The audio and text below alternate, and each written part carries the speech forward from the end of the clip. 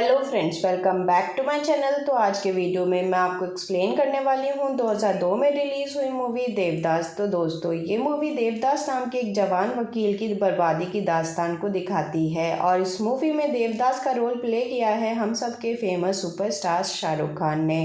तो दोस्तों, without wasting time इस मूवी का एक्सप्लेनेशन स्टार्ट करते हैं। तो इस मूवी की शुरुआत में हमें एक हवेली दिखाई जाती है जिसमें कई सारे परिवार रहा करते थे। अब हमें दिखाया जाता है कि सभी आज बहुत खुश थे क्योंकि ठाकुर जी का छोटा बेटा देवदास आज 10 साल बाद लंदन से पढ़कर वापस आ रहा था और इसी खुशी के दौरान इनकी पड़ोसन पारो की माँ आती है और जब उसे पता चलता है कि देवदास वापस आ रहा है तो वो भी काफ़ी खुश हो जाती है। और तभी देवदास की भाभी देवदास की माँ से बोलती है कि बेटा तो आपका आ रहा है, पर ये पता नहीं आपसे ज़्यादा क्यों खुश हो रही है। और इस बात पे देवदास की माँ उससे कहती है कि इसमें गलत क्या है, ये हमारी पड़ोसिन है और इसकी बेटी पारो देवदास की बचपन की दोस्त है, तो इसका खुश होना तो लाजमी है। और अब देवदास की भाभी उससे टॉन्टिंग वे में रिप्लाई देते हुए कहती है कि सासू माँ, ये अब दोनों बड़े हो गए हैं और अब पारो की माँ ने भी पारो को बता दिया था कि देवदास वापस आ रहा है। इसके बाद पारो अपनी माँ को बताती है कि 10 साल पहले मैंने देवदास की यादों का जो दिया जलाया था उसको मैंने कभी भी बुझने नहीं दिया, सिर्फ इसी उम्मीद में कि शायद वो वापस जल्दी आ जाए। और बोलती है कि मैंने देवदास को हर दिन याद किया। अब सीन शिफ्ट होता है और हमें दिखाया जाता है कि देवदास घर वापस आ चुका था, पर वो सीधा अपने घर नहीं जाता बल्कि वो सबसे पहले पारो से मिलने चला जाता है। और अब देव पारो से मिलता है तो पारो उससे नाराज थी क्योंकि 10 सालों में सिर्फ उसने 5 ही खत उसे लिखे थे, इसीलिए वो देव को अपना चेहरा भी नहीं दिखाती, पर देव पारो को देखना चाहता था। तो पारो कहती है कि रात को वो चांद के सामने ही अपना चेहरा उसे दिखाएगी। और अब देव अपने घर पहुंचता है तो उसको पता चलता है कि उसकी माँ उससे नाराज है क्योंकि वो सबसे पहले पारो से मिलने चला गया, पर वो उसे कैसे भी मना लेता है। अब हमें पता चलता है कि इस टाइम घर पर देव के पापा नहीं हैं, वो किसी काम से बाहर गए हुए हैं। और अब हमें पता चलता है कि देव और उसके पापा का रिलेशन कुछ ठीक नहीं था। और अब रात को देव पारो की छत पर उससे मिलने आता है, पर वो उस टाइम सो रही थी। उसके पास वो दिया भी जल रहा था जो उसने देव के नाम से जलाया था 10 साल पहले। अब देव ने पारो को तो देख लिया था पर वो उसको जगाता नहीं है और वहां से वो चला भी जाता है। अब पारो हमेशा बहाने ढूंढा करती थी हवेली में देव से मिलने का और अब देव के घर वाले भी इस बात को नोटिस करने लगे थे। एक दिन पारो देव से मिलती है तो उससे पूछती है कि उसको कभी उसकी याद नहीं आती थी, तो वो बताता है कि याद तो उनकी आती है जिनको हम कभी भूल जाएं। और वो ये भी बताता है कि जब भी मैं सांस लेता था तो तुमको ही याद किया करता था। अब सीन शिफ्ट होता है और हमें पारो की माँ को दिखाया जाता है जो कि अपने हस्बैंड से पारो के रिश्ते की बात शेयर कर रही थी और वो कहती है कि वो कल पारो का रिश्ता लेकर हवेली जाएगी और इस बात पर उसका हस्बैंड उसको साफ मना कर देता है। एक्चुअली देव की फैमिली ऊंचे खानदान की थी और वो इनसे काफ़ी ज़्यादा अमीर थे और पारो की माँ एक नाचने वाली फैमिली से बिलोंग करती थी और इनके खानदान में पहले लड़कियां बेच दी जाती थी और पारो की माँ को भी उसके हस्बैंड खरीद कर ही लाए थे, पर वो कहती है कि अब वक्त बदल गया है और वो कल उन दोनों की बात करके ही रहेगी। अब अगले दिन पारो की माँ हवेली पहुंचती है तो वहां पर फंक्शन चल रहा था और तभी देव की माँ पारो की माँ को कसम देकर उस फंक्शन में नाचने को कहती है और डांस खत्म होते ही पारो की माँ रिश्ते की बात करती है और तभी देव की माँ उसकी बेइज्जती करने लगती है।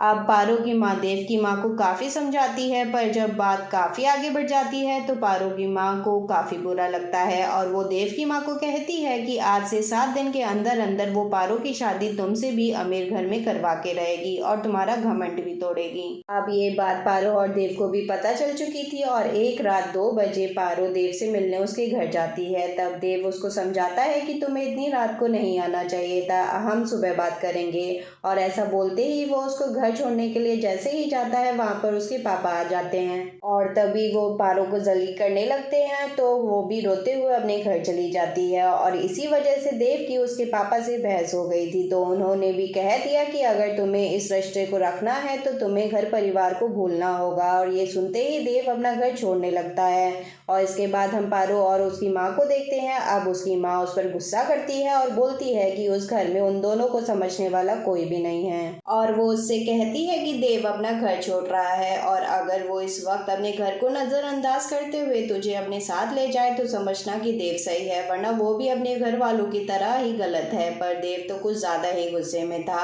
और इसी गुस्से में वो कुछ और नहीं सोचता, बस अपना घर छोड़ देता है। अब कुछ दिनों बाद देव पारो को एक खत लिखता है कि हम अपने घर वालों और तुम्हें दोनों को ही खुश देखना चाहते हैं, इसीलिए तुम मुझे भूल जाओ और मैं भी भूल जाऊंगा और यहीं पर ये सब कुछ खत्म कर देते हैं। आज से हम सिर्फ दोस्त और पड़ोसी ही रहेंगे।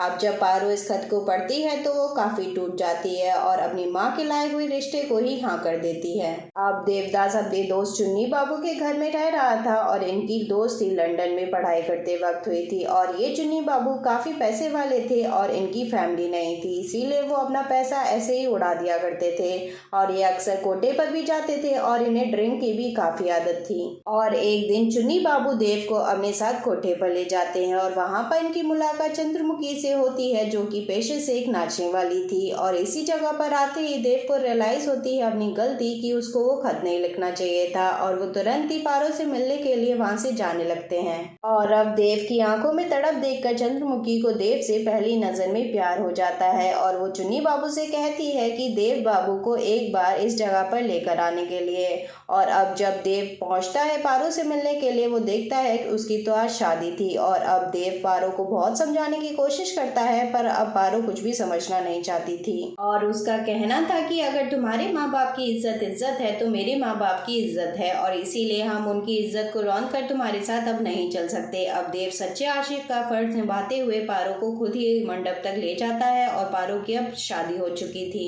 और अब शादी होते ही पारो देव से मिलने उसके घर जाती है और वो उसके पैर छूकर आशीर्वाद लेने लगती है और तब देव उसको एक कंगन देता है जो कि उसकी माँ उसकी दुल्हन के लिए लाई थी। और अब देव अपने इमोशंस को कंट्रोल नहीं कर पा रहा था और वो खुद को एक कमरे में लॉक करके जमींदारी के कागज डलाने लगता है। अब सभी घर वाले घबरा जाते हैं और तभी दूसरी तरफ से पारो की माँ जोर से आवाज देकर देव की माँ से कहती है कि देख ले पार्वती, मेरी बेटी चांदी की डोली में बैठकर विदा हो गई लेकिन अब तेरा बेटा उसकी यादों में चल रहा है और अब तड़पने की बारी तेरी है। अब हमें दिखाया जाता है कि पारो की शादी भुवन चौधरी नाम के एक बड़े जमींदार से हुई थी और अब पारो को पता चलता है कि भुवन चौधरी पहले से ही शादीशुदा है, उसकी फर्स्ट वाइफ गुजर चुकी थी और भुवन की पहले से ही 3 संतानें हैं और उसकी सबसे बड़ी बेटी तो खुद ही उसकी एज की है। और अब भुवन बताता है उसने उससे शादी क्यों की। एक्चुअली वो अपने घर के लिए एक ठकुरानी चाहता था और वो चाहता था कि उसके बच्चों को उसकी माँ की कभी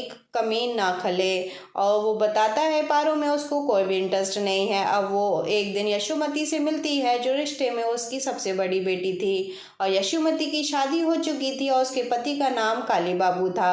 वो एक दिन में ही नई बहू से माँ और माँ से सास बन गई। अब देव को शराब पीने की लत लग गई थी और एक दिन उसने इतनी शराब पी कि वो रास्ते में ही बेहोश हो गया और तब चंद्रमुखी उसे अपने घर ले आई और उसने उसकी देखभाल भी की। अब जब अगले दिन देव की आंखें खुली तो चुन्नी बाबू ने उसको बताया कि रास्ते में तुम शराब पीकर बेहोश पड़े थे, चंद्रमुखी तुमको इधर पर ले आई और तुम्हारी देखभाल भी कर रही है। लेकिन तभी देव अपनी जेब से कुछ पैसे निकालकर चंद्रमुखी को देते हुए कहता है ये लो तुम्हारी 2 रातों की कीमत, क्योंकि हमें किसी नाचने वाली की हमदर्दी की जरूरत नहीं है। और तब चंद्रमुखी उससे कहती है जिस पैसों का तुम घमंड दिखा रहे हो वो नाचने वालियों के पैरों में ही पड़े रहते हैं और वो कहती है अगर उसको उसका कर्ज उतारना ही है तो उसको भी उसकी 2 रातें लौटानी होंगी और हमने पैसों के लिए तुम्हारी मदद नहीं की, जो भी हमने किया हमारा प्यार है, लेकिन तुम क्या समझोगे प्यार क्या होता है। और अब रिप्लाई में देव चुन्नी बाबू से कहता है अब हमें एक नाचने वाली सिखाएगी कि प्यार क्या होता है। अब चंद्रमुखी कहती है प्यार आत्मा की परछाई है,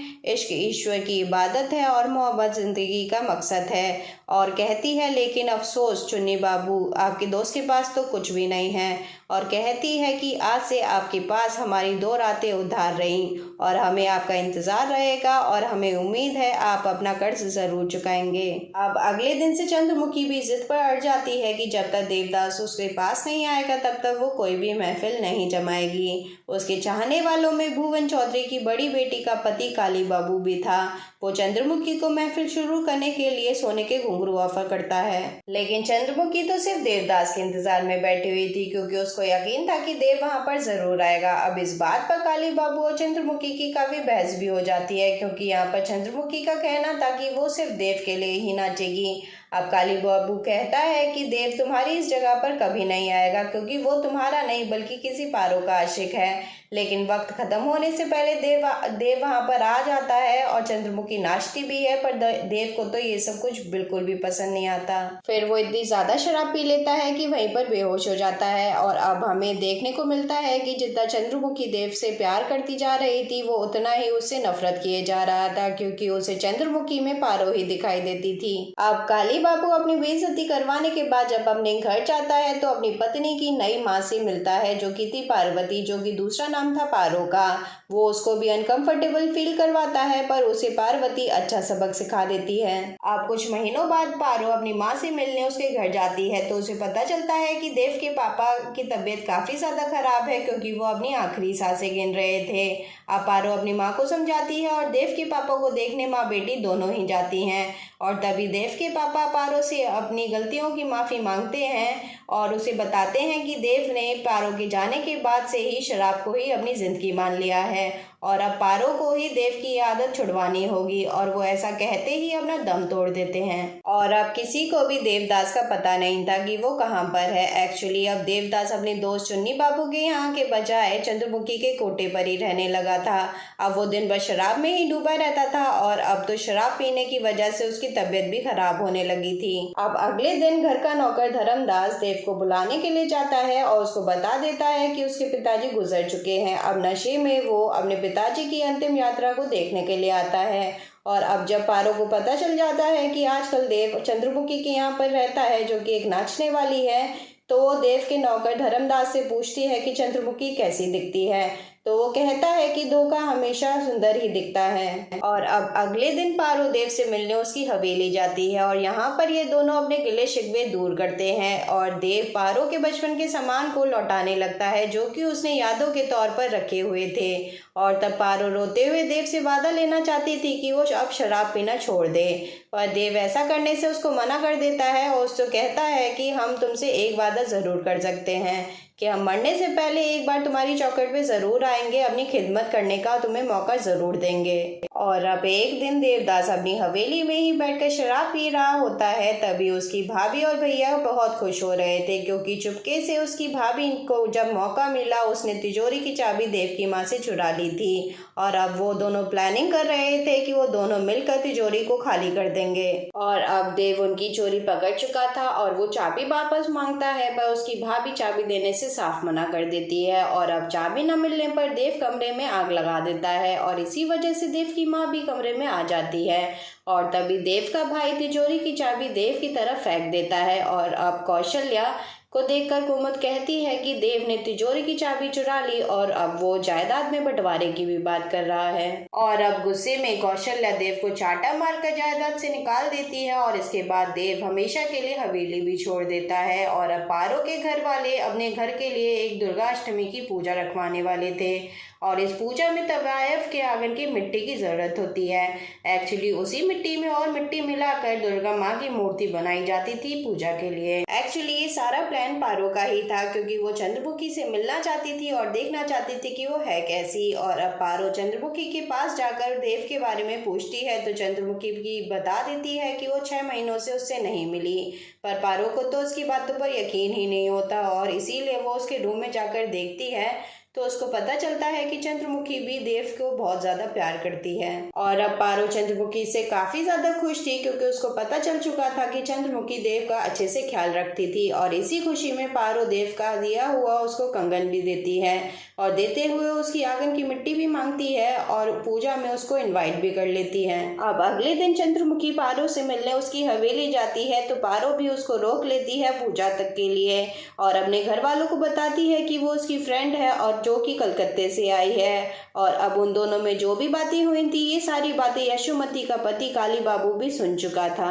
और अब काली बाबू भी डिसाइड कर चुका था इन दोनों से एक साथ अपनी बेइज्जती का बदला लेने का। और वो पूजा के बाद सभी लोगों को बता भी देता है जो चंद्रमुखी है, जिसको पार्वती अपना दोस्त बता रही है, वो असल में एक तवायफ है और एक तवायफ को वो अपने घर लेकर आई है। और इस बात पर पारो को काफी शर्मिंदगी उठानी पड़ती है, लेकिन चंद्रमुखी यशोमती के पति को बेइज्जत करके यहाँ से चली जाती है। और जब इस ड्रामे से भी उसका मन नहीं भरता तो वो सब घर वालों को और ठाकुर जी को बता देता है कि ये जो पार्वती है वो कोई और नहीं बल्कि पारो है, और ये अपने पड़ोसी देवदास से बहुत प्यार करती है। और देवदास इसी की याद में अपना पूरा दिन चंद्रमुखी के कोटे पर गुजारता है। और अब ठाकुर के पूछने पर पार्वती उसको बोलती है जैसे वो अपनी फर्स्ट वाइफ को नहीं भूल सकता, ठीक वैसे ही वो भी अपने पहले प्यार देवदास को नहीं भूल सकती। और ये सुनने के बाद ठाकुर पारो को सजा सुनाते हुए कहते हैं कि आज से तुम हवेली से बाहर कदम नहीं रखोगी। और अब कुछ दिनों बाद फिर से एक दिन देवदास शराब पीते पीते चंद्रमुखी के पास पहुंच जाता है। और अब ज्यादा शराब पीने की वजह से उसको सीवियर हेल्थ इश्यूज होना शुरू हो चुके थे। मीन्स उसका लिवर खराब होना शुरू हो चुका था, और इतना कि उसे खून की उल्टियां भी होती थी। और अब चंद्रमुखी देव को डॉक्टर को दिखाती है तो डॉक्टर भी साफ साफ बोल देता है कि अगर देव ने अब एक भी बूंद शराब पी तो इसको बचाना मुश्किल हो जाएगा। अब जब देव को होश आया तो चंद्रमुखी ने उसको कसम देते हुए शराब ना पीने को कहा और उसको बता दिया कि अगर तुमने और भी शराब पी तो तुम्हारा बच पाना मुश्किल हो जाएगा। और अब देव कहता है कि शराब तो हम पारो को भुलाने और तुमको बर्दाश्त करने के लिए पीते थे, लेकिन अब जब हम पी नहीं पाएंगे तो इधर पे रहने का भी कोई फायदा नहीं। और अब देव भी समझ चुका था कि वो ज्यादा दिनों का मेहमान नहीं है, और इसी वजह से वो पारो से भी जल्द मिलना चाहता था।